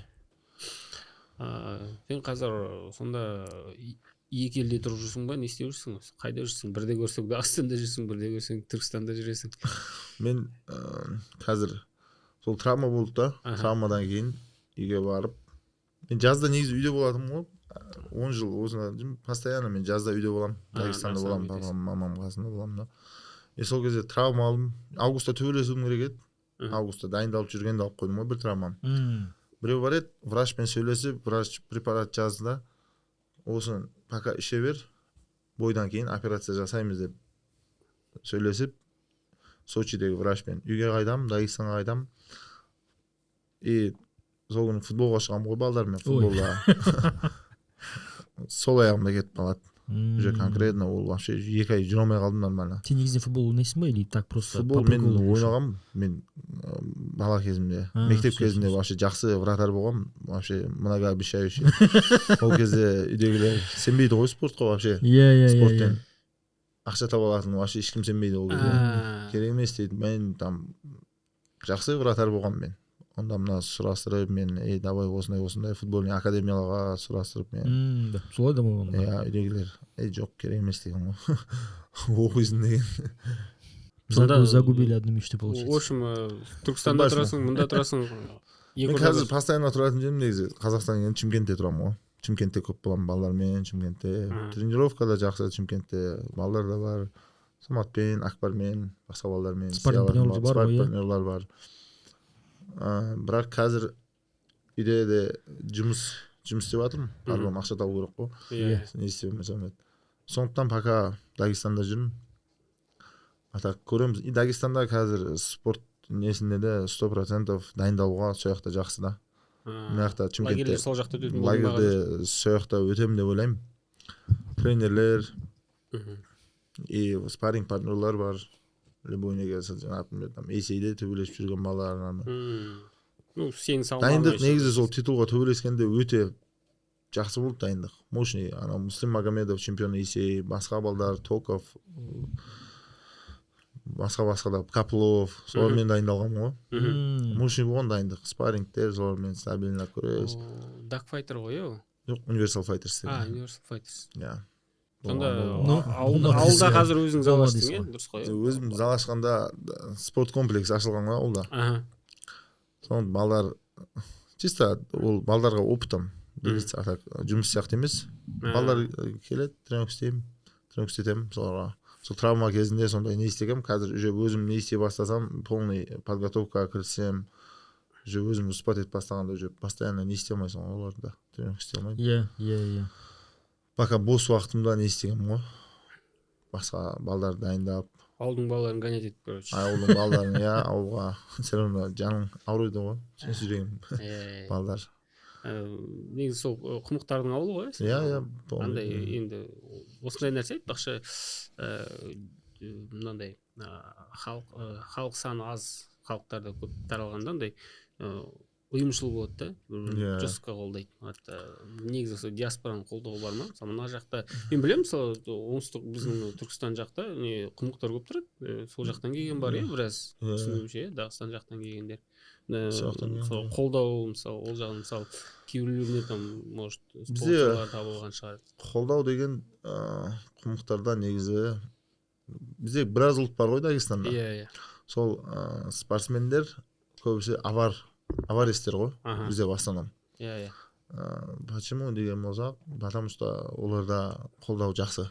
Оларда біреу бір нәрсені ұтады да. Қарғалай бәрін тартады. Көтереді конкретно, короче. Подаркалар, мотивациясын көтеріп жібереді да.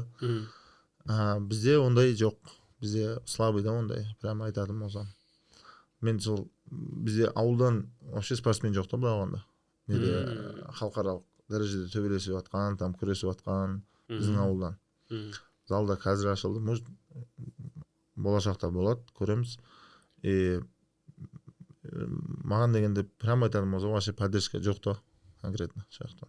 Ондай қатты өзім чисто өзім істеп жүрмін ғой пока. Мен білетін көміктардан Асқар Асқаров көмік қой. Асқар Асқаров жоқ. Көмік емес. Рустам Хабилов деген бар еді, Макаев көмік. Макаев көмік, жоқ, бізде қашан қолдайды, бізде постоянно любой жерде сондай, по-моему. Сен уже бір ең жоғары деңгейге Иә, көтерілгеннен кейін UFC-ге қолдайды жеңген да. қазақтар сияқты десейші короче. Иә, дәл бізге маған біраз кісі болған UFC-ге шыққанда қолдаймыз дегенше так что көмектесеміз. керек емес. Ол кезде уже может керек жоқ та шығар Иә, десейші. сол өзіме айтамын да ол кезде мен қолдаймыз. Қасында Узаир деген қымыз жігіт қой, Иә, қымыз жігіт сол. Ол историясы сынды ғой енді ол жігіттің. Ода Якутиядан шыққан ғой. Иә. Онда бізден Дагестанда ол жақсы күрескен. Ол уже несі бар оның кішкене любительский, оның конкретно күрескен. Дагестанда біраз жерде орын алған. Дагестанда даже қаланы уровеньде соревнования күрестен туге. Уже уровень ғой конкретно. КМС уровені болған күрестен оның. Тоже Дагестанда КМС уровень, нормальный уровень же күрестен. И потом Якутияға барады тоже, жұмыс істеп, сол не то немен кетіп қалады ғой, кішкене бұзық балалармен. И братан бар, сол жақта жұмыс істеп жатқан үлкен братан, тоже Қазақстанда оқыған. Сол жақтан танимын, Қазақстанда 2000, сол біздің МКТУ-да оқыған ғой. 2002-2008 арасында ма сондай оқыған. Содан шықтым ғой мен Узайырден, сол алып кетеді Узайырды, короче, давай спортпен айналас деп, спортпен айналысады, бір-екі соревнования ұтып алады. Сол жақтан кетеді ғой кіші. Якутияда оған көмектескен. Мен сияқты ғой негізі. Ол жақта да маған сол жақтан шыққан ғой, качегар болып жұмыс істеген ғой. Иә, качегар болып жұмыс істеген сол. Про кого вообще? Узаир Абдураков. Узаир Абдураков. UFC-дің 70-ке титулына төлескен ана Дакаевтың, Мегди Дакаев.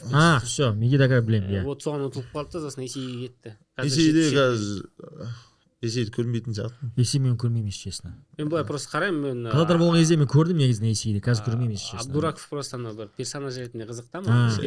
Түсіндім. Тоже чиловый гай, Чиловый. замашкалар бар, прикольный. Надо посмотреть тогда, посмотреть.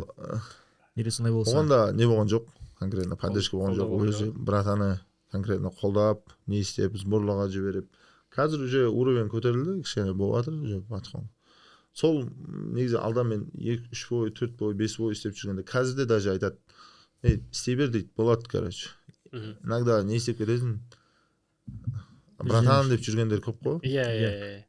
Братишка деп жүргендер көп, бірақ ештеңе конкретно как братан болу үшін ештеңе жасамайды да. Сондықтан ондайлар болған дейді, болады, бай жайды. Енді ондай проблема бар, айтпақшы, мен жиі байқаймын, мысалы кейбір спортсмендердің қасында бір сондай бір братандар пайда болады да. Қайда көрсең сол братан жүреді, әйтеуір фотоға түседі, инстаграмға салады, соған мәз болып. Но былай ойлайсың да, по факту көмектесетін шығар бірдеңе. Сосын бүйтіп сұрасаң, ол кезінде может бір-екі рет там көмектесіп қалған, все, соның арқасында на этом выезжает, паразитирует да, вот типа мен соны осындай крутой байыстың қасында жүрмін. Ол үшін де бір сондай не фишка дәреже да, сондай біздің менталитеттің сондай бір өте бір тупой нәрсесі бар екен да. Мен көп, оказывается, солай екен. Ойлаймын да, былай қолдайтын бір может болса шығар. А по факту осы кезінде бір рет көмектесті, сосын бір рет витамин алып бергенде 30 000 теңге. Қасында сосын солай паразит болып жүретін. И мысалы көп байыстар инфантильный, өз өміріне, өзінің карьерасына жауапкершілік алғысы келмейді. Вот братаным көмектеседі, ағайым сүй деп айтты, ағайым жоқ деп айтты дейді. Көке, мен недавно бір жақсы бір байыспен сөйлесіп отырмын да. Мен білем, оған жақсы предложение түскен, мысалы шетелдік лигадан. Неге бармадың деп сұраймын ғой. Ағайым рұқсат берген жоқ дейді, сен далбайсың ба дейді. Қалай ағайың, сен жасың осы қойып қалды уже. Ертең ағайың ба сені асырайтын, мысалы, братаным сөйтпей қалды, бүйтпей қалды. Братаның не қатысы бар сен? Сен қазір өзің шешу керексің ғой, өзің орындау керексің. Сондай проблемалар көп та. Вроде көмектескісі келеді адамдар, бірақ бір жағынан вот мен білем, вот саған ол керек емес. Сен дайын емессің, мысалы. Сондай әңгімелер кетеді да. Сондай проблемалармен кездеспейсің ба негізі? Мен короче, өзіме жауап берем, никому не должен деген ше. Сондайды не істеп, может даже к лучшему это, то что ешкім көмектеспеген жақсы деп ойлаймын сол кезде. Зато өзің жауап бересің, қайда қаласаң сол жақта төбелесесің, қаласаң солай жасайсың, ешкімге никому ничем не обязан. Ол жақсы бір жақтан. И мен жыл жүретін неде бастадым ғой, студент кезде, студент болып тұрып бастадым ғой, мен спортқа айналысам. Мен чисто бір стипендияға өмір сүріп, 80 000 теңге стипендия бар еді. Нормально. Иә, 80 мың теңге. Мен соны лишний жүрмеймін, налево направо, чисто сонымен тамақ ішіп, спортқа барып, ол кезде залға да төлейтін едім, ақша төлейтін едім залға. Еще енді бастап жатқан кездер ғой. Сол кезде Түркістанда жүргенде Азамат тренерім. Азамат көмектесетін еді по возможности тоже. Что как тренер залға алып келеді, көмектеседі. Тренерде қазір төлеймін десең нормально төлеу керек қой тренерге де, нормально тренерге лап ұстау үшін, не істеу үшін. Соны көмектескендер болды бір-екі. Не істейтін, атак конкретно спонсор болып, не істейтіндер болмады да. Атак өзің желание болса, не істейді, ол маған ақша жетпеді, ақша болмады дегендер бар да қазір көп. Мен негізі жүретін бала едім, мен ақша болмады дейді да. Ақша болмайды ғой по-любому басында, ешкім болмаған ол спортсмендер. Ақша барына келмейді, ол жерде жүрмейді ғой ешкім. Таяқ жеп, спарринг керек емес ғой ешкімге. Кім керек ол болмағандықтан жүреді да ол кезде. Енді қара, сен негізі жартылай ауыр салмақ дегенбіз 93 ходовой салмақ қой. Әсіресе біздің аймақта аздау да. Аз спортсмендер. Нелер бар ма, бір қызық ұсыныстар бар ма, негізі перспективалар бар ма? Сол мен қазір травмамен жүрдім ғой. Травмамен жүргенде мен врач боламын деп жүрдім да. Сол травмада Dana Contenders болады ғой. Неде? Күзде болады ғой. Сол травмада жүргенде бір менеджерлер жазады, короче, осындай выход бар Dana White'қа деп, короче. Тағы бір жігіт тоже, біздің жігіт, ол там Америкаға шыға алмайды да. Сондықтан бірақ оның контрагы бар. Виза алып алды, бойдан бас тартты да. Виза алып алып, бойдан бас тартады, короче. Шыға алмайды ол. Мен заменаға шығуға болатын еді маған сол кезде, например. Дайын тұр, не істе, бірақ травмам бар. Сондай не болды да маған өзіме кішкене мотивация болды. Қазір травмамды емдеп алып, осы жылы күзге дейін бір-екі бой жасап, восстановить етіп алып, уже қалияға келіп, надо попробовать, не істеуге болады. Сондай нелер болды да. Dana White'қа выход болды негізі. Осы жылы травмам болмағанда, может быть, железно төбелесіп қоятын еді Dana White'та. Келесі жылы көруге болады. Например, рейтинг бойынша қараса, топологияда мен Қазақстанда 93-те бірінші орында тұрғам, топологияда. Азияда там Центральный Азияда есептейді ғой топология өзі, короче, білмем. Екінші орында тұрғам. Қазір ол DR бірінші орында тұр Азияда, ол уже UFC-ге өтіп кетті. Почему бы не попробовать? Болады ғой сол. Бірақ менеджерің жұмыс істеу керек та бұл жерде. Мен танимын, өте ұтыла беретін балдар, там ешкіммен төбелеспеген нормально несі де жоқ. Не дейді оған? Ешкім мықтыларды ұтпаған масала, короче. Бірақ менеджерлер жақсы жұмыс істейді да. ПФЛ-де төбелеседі, Брейвте төбелеседі, ана жақта төбелеседі, мына жақта. Менеджер жұмыс істеу керек кішкене балаға. Енді сенде түсінуімше нақты менеджмент жоқ ғой қазір. Менеджер негізі сол андердог менеджер. Андердог менеджмент, иә. Олар қазір сені қайрадан Калияға қайтарумен айналысып жүр. Сол жүрсе жақсы болатын еді, қазір сөйлесеміз барып. Ондай не істеген жоқ. Нақты просто саған нақты жоспар әлі жоқ пока что. Пока жоқ. Мен травмада болғанда пока емделіп алдым.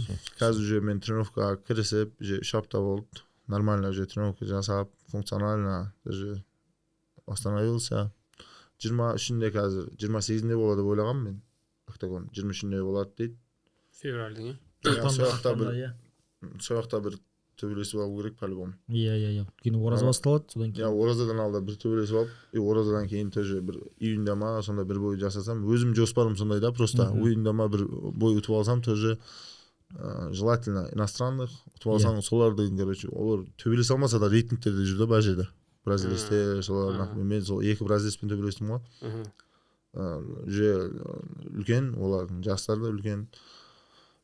Все равно рейтингтерде көтерілесін да олар. Ол да бар. Ну, как раз победная серия не будет. Победная серия керек та бір кішкене. И там можно еще раз залететь по жерге. Ол жерге болады залететь етуге конкретно. Ол жерде. Сізде это когда диагноз уже, да? Контендерс августпен ноябрьге, октябрьге дейін. Сентябрьде басталады, сентябрь, октябрь, ноябрь. 3 ай түрінде өткізеді. Аптада, әр апта бір түрінде, по-моему.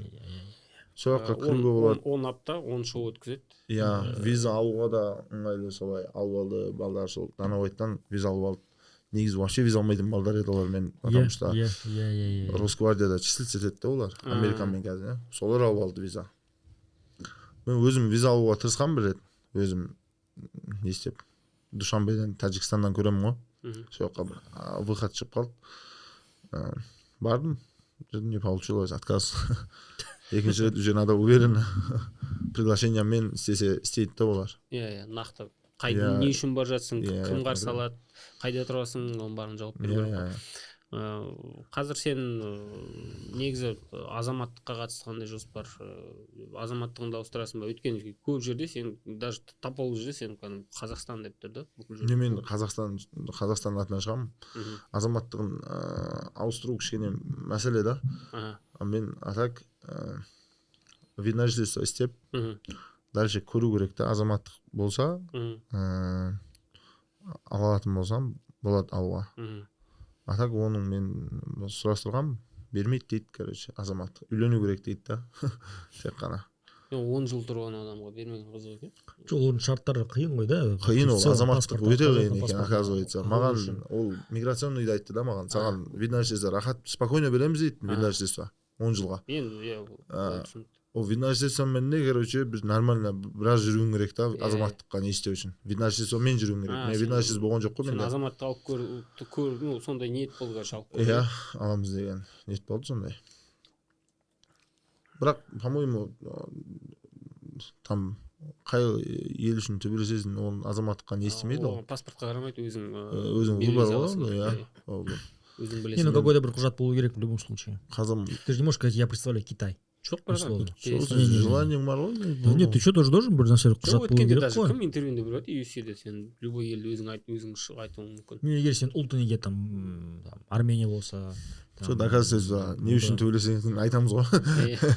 Сол жақтан бастағам. Сол жақтан шыққам. Басқа әңгіме ғой. Төбелесем конкретно дейсің. Ең бастысы енді победная серия шықсаң, күзде егер тағы бір мүмкіндік болсаң, надо залетать. Тем более 93 килограмм. Басқа лигаларды көргім келмейді. По-любому атак іздесем табылады ғой. Рекордым нормально, бойларым да нормально деп ойлаймын. Тек ана күресе бермеймін, там скучный емес, нокауттар бар, стойкада төбелесем. Проигрывать тоже не скучно. Проигрывать тоже красивее, чем некоторые выигрывают дейді ғой. Как бойсар сайти. Да. Сондай бір Европаға барып, сондай бір там Warriors деген нәрсе ұсыныстар болған жоқ па негізі кезінде? Warriors болған жоқ, честно. Мен өзіме, жоқ, маған менеджерлер шығады ғой, басқа менеджерлер. Маған біраз менеджер шыққан, төбелесесің, маған мен не істемеймін да олармен. Короче, спортсмен ретінде негізі сен андай бір привлекательныйсың былайша айтқанда. Қызығушылық бар. Как человек дейсің ғой, менеджменттердің тарапынан қызығушылық бар. Иә, сұрастырған, Сербияда бір-екі турнирге не істеген, шақырған. Бірақ ол шақырғанда өзлерінің условиясына шақырады да олар. Өзің билет сатып ал деп е? Жоқ, өзің билетін сатып ал емес. Короче, сен басқа адам шақырған, сенің өзінің байесіне шақырады да сен. Алып келеді, өзі типа. Я түсіндім. Под какого-то бойца тебя. То есть, шығуға болады, постоянно дайын тұрсаң.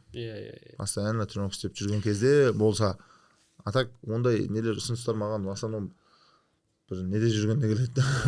Алайда жүргенде. ММА үшін бұл негізі, мысалы, өзіңе, мысалы, мен, мысалы, байсын бір жерде шығайын деп жатырмын, өзіме барып бір жерден соперник алып келу, бұл өте бір мутный бір схема да. ММА-да ондай нәрсе негізі промоушендерде жасалмау керек деп ойлаймын. Ол бокстың схемасы, бірақ бокста кішкене в целом жүйе басқа да. Бокста ол норм. Бір промоутер бокс кешін жасап отыр, айтасың, вот менің боксерім бар, Арман. Давай соны картқа қояйық. Промоутер деді, окей, қой, маған процентін берді, кімді алып келсең де шығара бер деген сияқты. Но ММА-де как будто бұл уже ондай тема болса ММА-де пайда болған, мен жуырда ғана естіп отырмын. Жоқ, бізде былай ғой, короче, қазір Алаш Прайд енді бастағанда ол бастап бізде клуб болады, соған лига ашады. Например, Есейде сондай болды. На базе клуб ашылады. Иә, байестеріне өздерін алып келеді. Иә, байестер алып келеді да басқа жерден. Қазір уже нормально да, мен октагонда ұнайтынмын, мен, например, бізде редко да заменаға шығып қалады, болады, ол любой жерде болады, заменаға шығады. Бірақ в основном қазір олар карттарды бір 2 айдың алдын уже алдын ала жоспарлайды. Алдын ала. 2 ай алдын уже мен соперниктеріме, мен последний соперниктерім минимум 3 апта бұрын, 4 апта бұрын минимум да айтамын. Можно даже 1 ай бұрын. Уже 1 ай бұрын хотя бы сен уже көре аласың, дайындала аласың да. Ол соперникке, конкретный соперникке уже 1 ай уақыт нормально. Қазіргі уровеньде. А так UFC'де 2 ай бұрын айтады саған конкретно полноценно уже сен готовиться жасаласың. Екеуіңіз де уже конкретный дайын болып шығасың. Сондықтан бойлар қызық болады.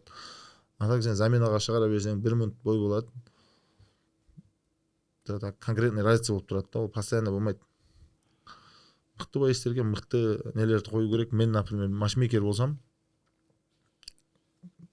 конкретно базасы бар боецке мен нелерді қоятын едім. Базасы бар, нормальный соперниктерді. Бойы қызық болсын деп, бұл да өссін деп. Ол негізі сен ойын дұрыс.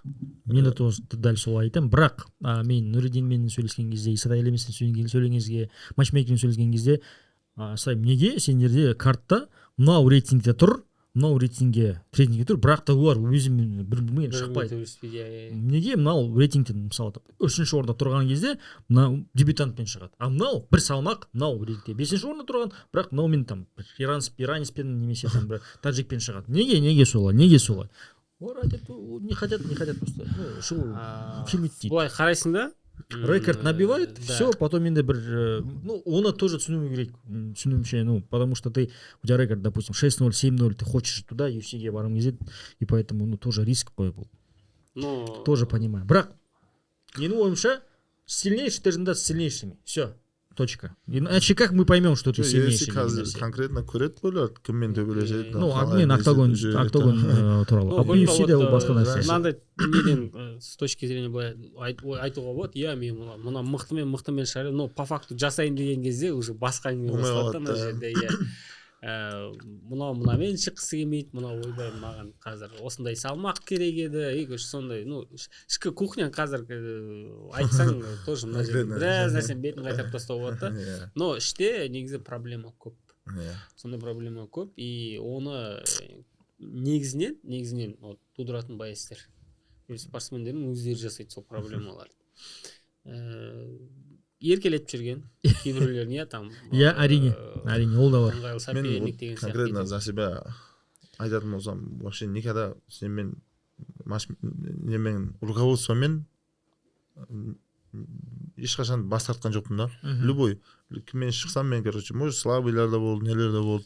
Ол негізі бразилецтер же мен төбелесіп жүрген қазір. Нормальный, мен оларды көрем. Ана жақта уже бір 8 секундта нокаут жасаған СФЦ міне бразильский лигада чемпион болды, жас баланы туып алды. Нормальный жайгады мен же, жақсы төбелес. Просто ол дәл тип қалған соққы болды да.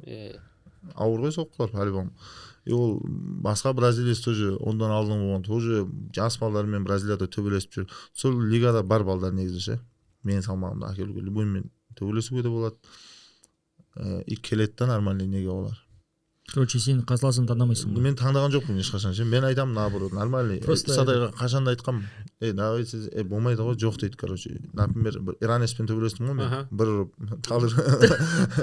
Мохаммед Голами ма? Жоқ, ол емес, Голами одан алынға. Голами нормально төбелесіп берді еще қате. Қолым тартқанша. Иә. Сонымен шыққан кезде, например, қанша соперник ұшып кетті да, нормальный соперниктер болған. Мен айтамын да, мына болмайды ғой деймін, Сатайға айтамын. Ұят қой, мен қалай төбелесем? Ұтсаң да ұтылсаң да ұят қой. Сол айтады, жоқ дейді бой, сен дайындалғансың уже 2 ай. По-любому шығу керек қой саған біреумен, сондай шыға саласың да.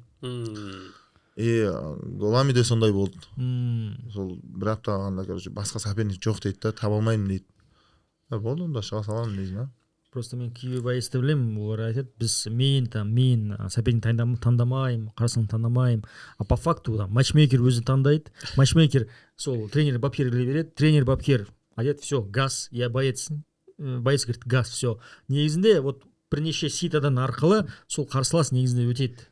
Бірнеше адамнан соңғы бар боецке жетеді. Потом боец говорит, мен қарсылығын негізінде таңдамаймын, вообще ешқашан таңдамаймын. И там уже все решили за него уже практически. Сондай нәрсе болады ғой. Тренерлермен істейтіндер, тренерлер, конкретно тренер бар, жігіттер бар ғой, например, Триумфта ағай решет етеді, балдар үшін, например, или Ақтөбедегі неде Айбек ағай, кіммен башқа төбет те бар, главный тренерлер бар залдар ғой, Дартем. бірақ главный тренерің болмағаннан өз өзің жүрген по-любому маған келеді ғой первый очередь. Иә. Маған айтады, шығасың ба дейді. Иә, давай дейді, любоймен. И ақша туралы да болады да. Менде конкретно контракт бар. Я контрактым біткеннен кейін сөйлесем, осындай кішкене қоссаңыз да осында. Мақұл дейді, осындай сөйлесеміз, келісеміз. И так, ақша үшін ондай проблема болмайды да. В любом случае, мен айтсам да, по-любому өздері берген, мен төбелесем ғой. Просто кейбір байыстар чемпион ретінде там кетеді филигадан, бізге там аз төлейді, содан кейін келеді тағы бір. Жоқ, мен қазір железно білем, басқа жерде де ондай қатты төлемейді саған. Басқа любой жерге барсаң қазір.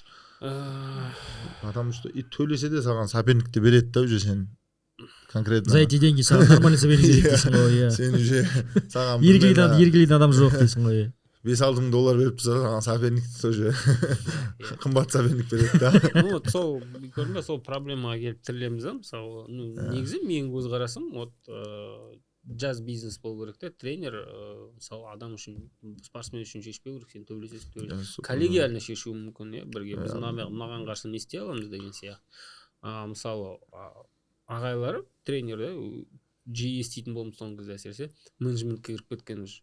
То есть, ну, по факту там тренердің жұмысы каверді, жұмысын істедің болды. Ары қарай, мысалы, боец менеджер жұмыс жасау керек та, мынау бізге қазір керек па мынандай соперник деген сияқты.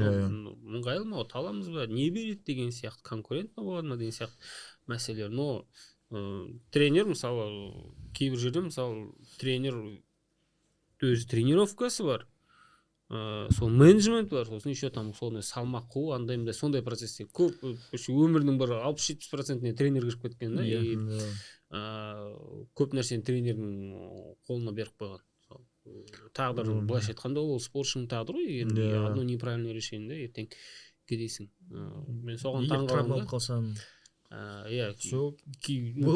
Тренер шықпайсың деп айтты, все. Мен біраз примерлер білемін, мысалы. Жақсы жирный контракт алып тұрған, күшті бір шоуға кетіп бара жатқан бала тренерің бармайсың деген болды. Возможно, это шанс его жизни, все тренер. Ондай жер жарамайды саған деген болды, и все. Соперник бәрі нормально, гонорар да жақсы, и тоқтайды да қалады. ММА-де на самом деле бір шилі слабый соперник болып қалмаса ше, ол 100% біреу фаворит деп айта алмайсың же. Потому что ударлар, любой жерден удар келіп қалады. Біреу болевой тартады жақсы, біреу күреседі. Ондай нелер болған да. Например, мен қазір бір кеше бір неге барқам, Фанил төбелеседі ғой, Фанил Рафиков. Сол қазір, например, Нариман Абасов өтті ма? Өтті ғой, Өтті Абасовты. Абасовты өтті. Мықты соперник. Одан алдым бір ретте Найзамен көріп жатсам бір Өзбекстанның жігіті бар еді. Фарходжан Машрапов. Соған ұлып қалған да. Конкретно неде. Мен ойымша, например, олың... Енді Фарходжан мен Нариман салыстыр. Салыстыр қазір. Наше дело ма қандай болған негізінде? Наше дело, да. Тоже бір қарсылас болған. Денис Адыгов. В общем, да, мен түсіндім. Соны түсіндің ғой, ондан 100% айта алмайсың оны. Әрине. Бір кезде явный фаворит деп тұрасың, бірақ бой вообще басқасын көрсетіп қояды. Сондықтан ол спорт. Поэтому соперниктерде, әр соперник по-другому. Шили слабый болып қалмаса, любой соперник на самом деле қиын болады, дайындалу бар. Каждый по-разному. Біз подкасттың соңғы бөлігіне келіп қалдық. Давай. Или сенде сұрақтарың бар ма? Жоқ, менде сұрақ жоқ. Қозғайтын тақырыптарың бар ма? Отырып әңгімелесейікші. Жоқ, біз аяқтан кезде обычно қонақтарымызға айтамыз ғой, егер бізге сұрақ болсаң да. Жоқ, тұра тұр, менде бір тупой сұрақ бар негізінде. Сен тупой сұрақтарды жақсы көреді екенсің соңғы кезде. Тупой сұрақ жақсы көремін негізінде. Я не был в Дагестане. Я видел только по ютубу, что Дагестан, Махачкала — это прям место, где любят кофе. Почему? Кофейная культура. Мен де көрдім айтпақшы. Да. Мен просто неге? Бірден сондай бола салды, мен түсінбедім, қашан болды. Неден просто ешқандай бір традиция болған жоқ қой, там мысалы сондай кофейный бір там, не знаю, неге? Бізде неге пайда болған? Біреу істеген жақсы көреді да, қазір біреу бір нәрсе істейді да. Шаблиный кофе, который сол ғой. Басқасы, короче, соны обязательно істеу керек бізде. 100%. Сондай біреу, наверное, қазір мен бір рет кофеге барамын ғой, біреу мені көреді. Ол түсінбесе де, короче, барып кофе ішеді ғой, по-любому. Обязательно. Соның артымен басқалар барады. И сондықтан не болып кетті ма, білмедім. Бізде конкретно кофейняға кіресің, ассортимент деген жесткий, короче. Любой нәрседен, короче, араластырып кофе жасай берген ғой. Мен бүгін өкінішке орай қарай кофе алмадық, өйткені кофеге жабық болған. Негізінде біз Керимнен сұрадық, қандай кофе ішесіз, flat white ішеді деген. Егер бір қалада бір жерге там аэропортта көрген кезде Керим Даидов можете угостить flat white там. Flat white. Айтасыңдар, все болды. Да, flat white, все болды. Капучино, который крепче, да? Да. Капучино с двойным эспрессо. Только меньше объем, все для тех, кто не в курсе. Вот все, менің тупой сұрағым бітті, енді давай ары қарай. Айта бер. Осындай сұрақтан кейін как уже скажи, да? Жоқ, мен көрдім өткенде анау Анкл деген, Анкалаев ашқан. Негізі байстер көп ашатын болды, анау Мачаевтың кофейнесін көрдім. Кофейне ма неме, ол тоже бізде поддержка деген жақсы болады, сонда біреу асташы барады, бәрі не істейді по-любому. Таныстар деген көп қой по-любому. Скидка сұрай ма? Скидка білмедім, сұрамайды по-моему. Бізде наоборот, қазақ бизнес атса туыстары бар, роднылар бар. Тегін десе. Скидка сұрайды ең алдымен, соны айтып жатырмын да. Сондай проблема бар ғой. Негізінен ең бірінші бизнесті қолдайтын достар болып отыр. Ja, болу керек по-любому. Как она есть, сатып аласың, шайын ішесің, білмеймін қандай бизнес соған байланысты. Бізде басқаша.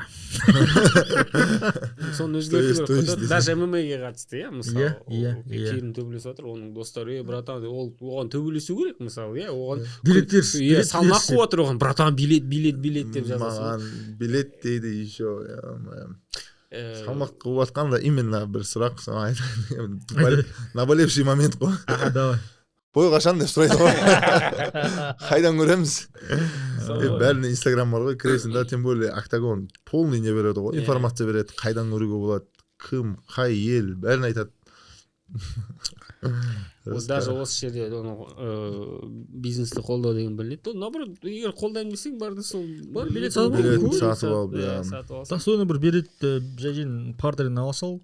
Тем более Керим не так часто дерется, сенің достарың не так там айына там бір рет қана шығады, білмеймін, там айына 3 рет қана там мысалы сондай.